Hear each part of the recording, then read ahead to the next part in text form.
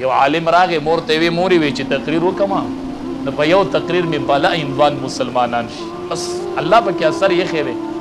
نور ته بچیا دا سما برکت دی خادا د دې بوډای مور برکت دی دا ستا په تقریر چې خلک مسلمانی وی تقریر زکو من څنګه ستا کمال دی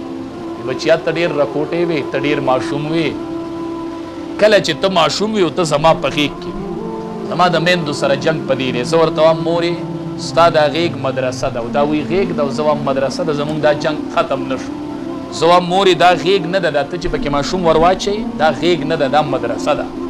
د دې زین د دې بچی تربیت شروع نو ته اول د مدرسې د بچی تربیت خطا وکي بیا چې زاغه لوي اخت برابروم او جامع برابروم او